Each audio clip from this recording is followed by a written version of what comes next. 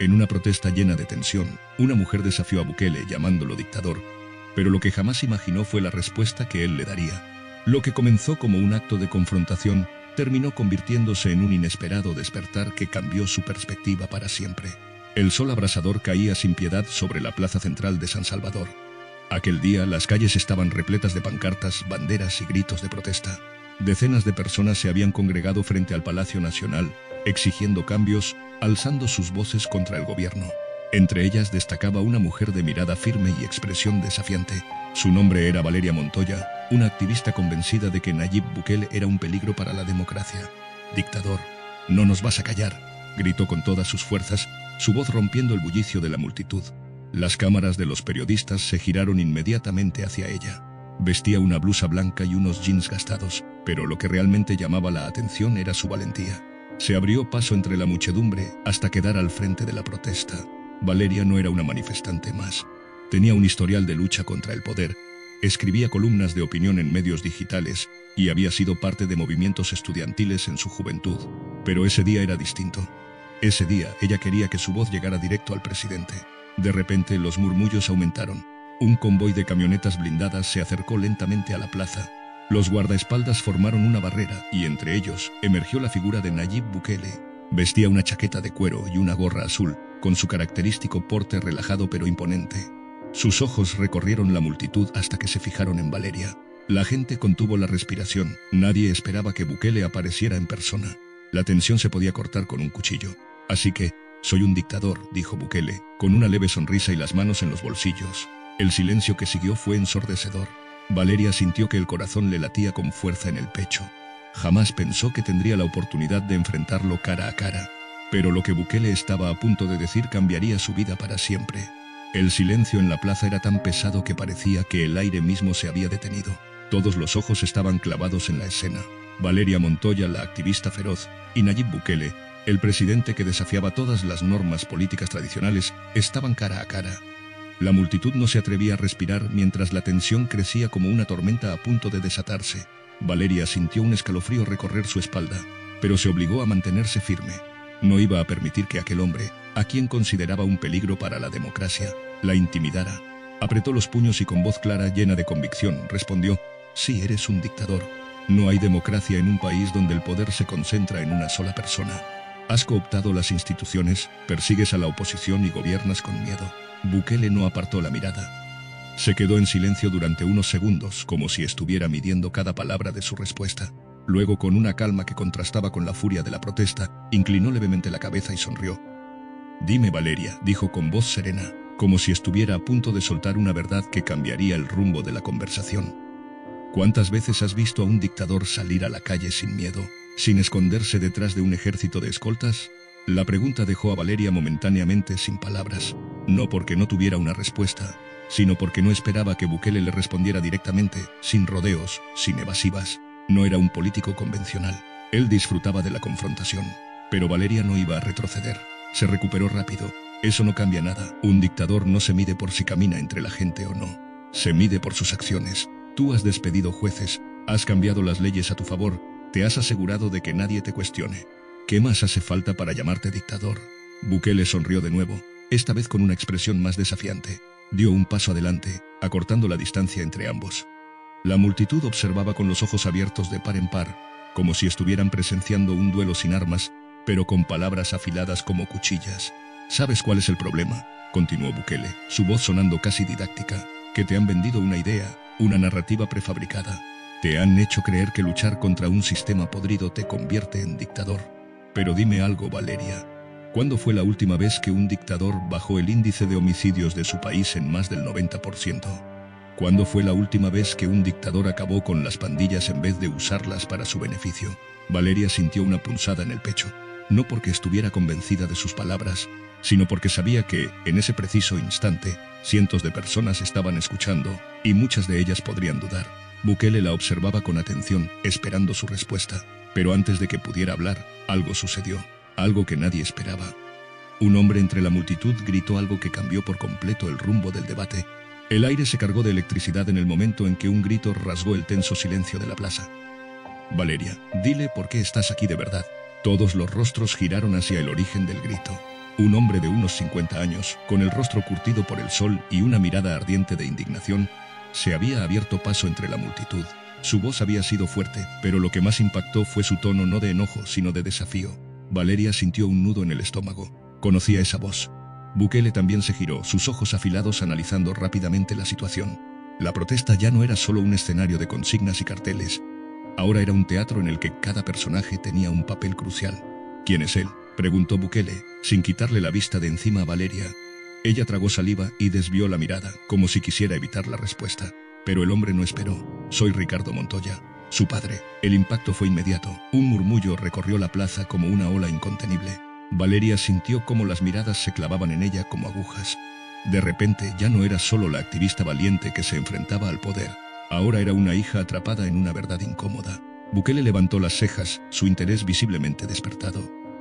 «¿Su padre?», repitió en un tono neutro, aunque sus ojos brillaban con un matiz de curiosidad.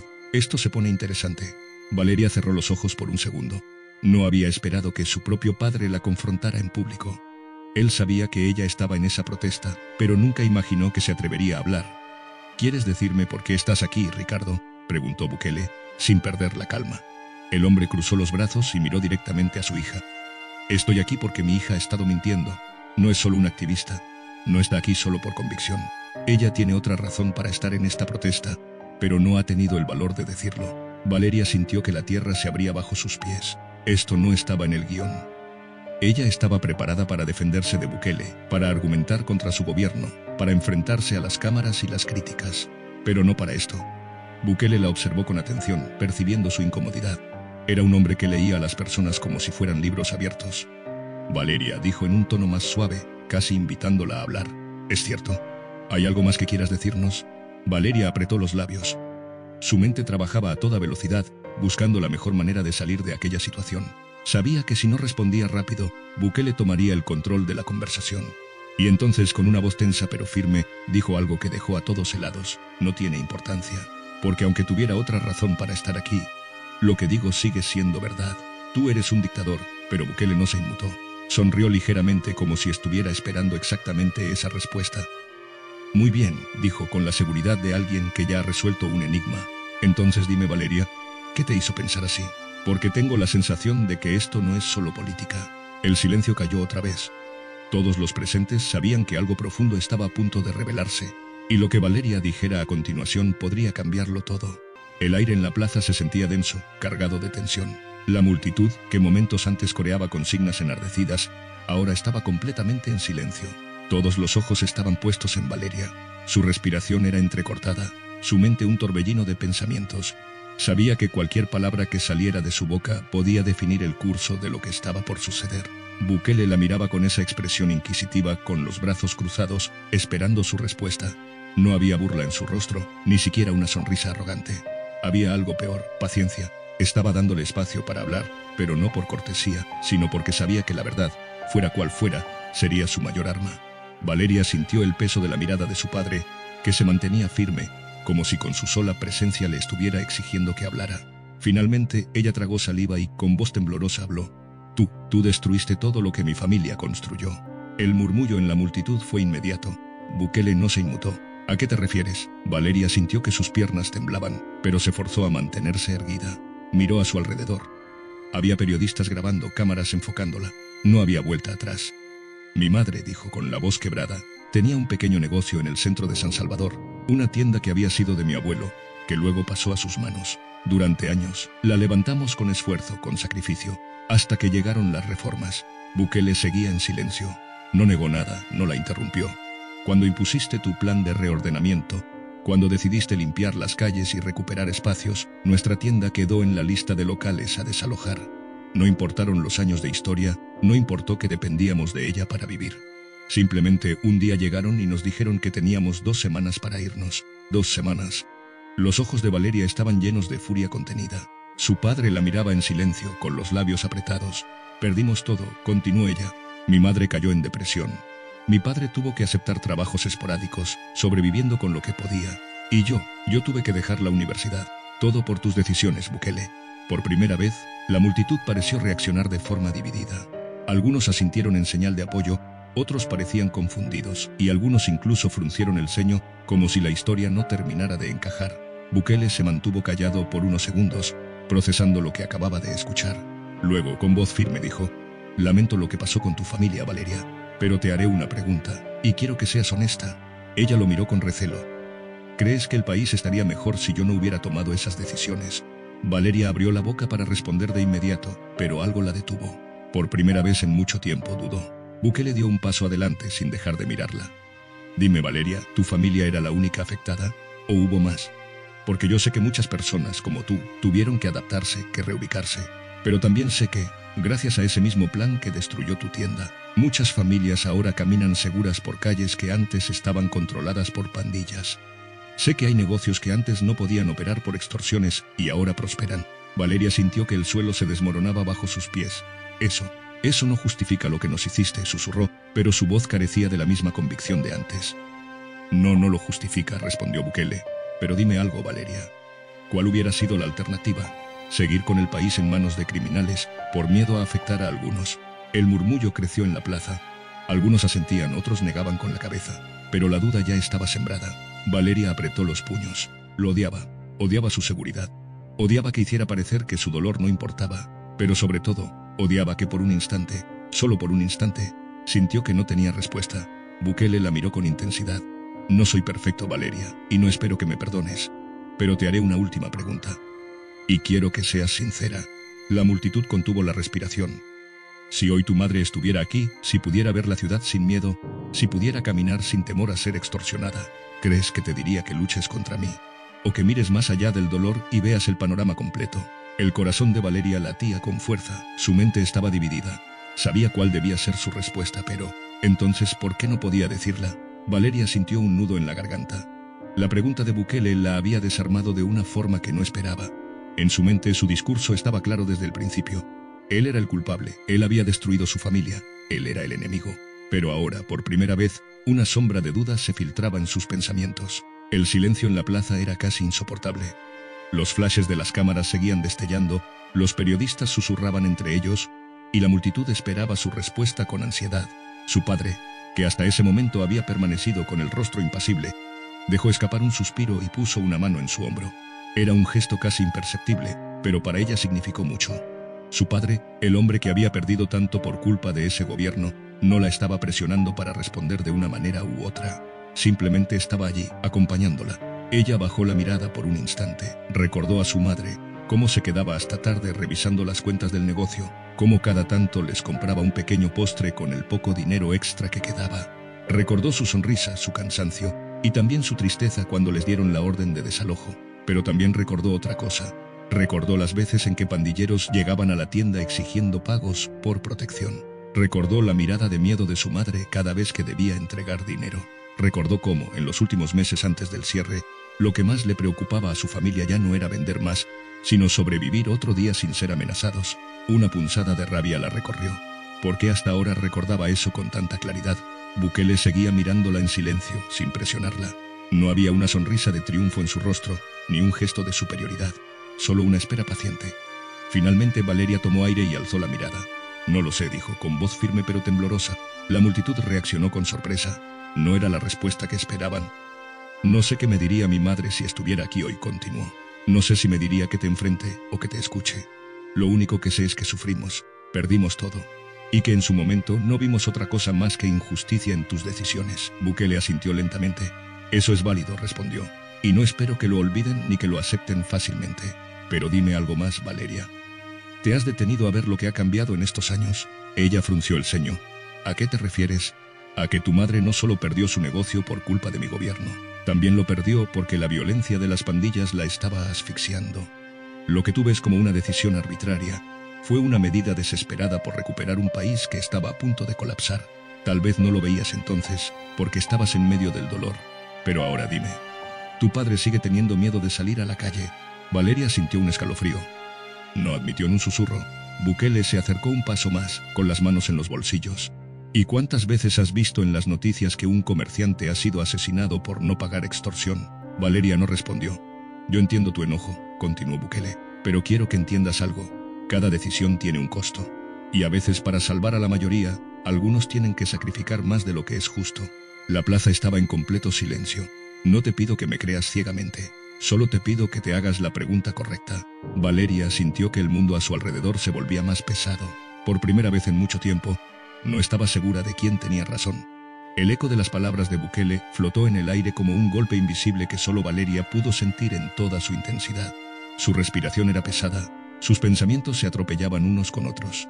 Todo lo que había creído cierto hasta ese momento, toda la furia con la que había llegado a esa plaza, de repente ya no parecía tan clara ni tan sólida. La multitud seguía expectante, pero ahora el ambiente era diferente. Ya no se trataba de un enfrentamiento entre dos posturas irreconciliables. Había algo más profundo en juego, algo que nadie había previsto. No sé qué responderte, dijo Valeria al fin, con la voz más baja de lo que quería. No tienes que hacerlo, contestó Bukele, sin perder la calma. Pero deberías hacerte otra pregunta. Si pudieras regresar el tiempo, ¿preferirías que las cosas siguieran como estaban antes? La pregunta la golpeó como un relámpago, porque la respuesta, aunque no quería admitirlo, estaba ahí, en lo más profundo de su corazón. No quería regresar a ese pasado.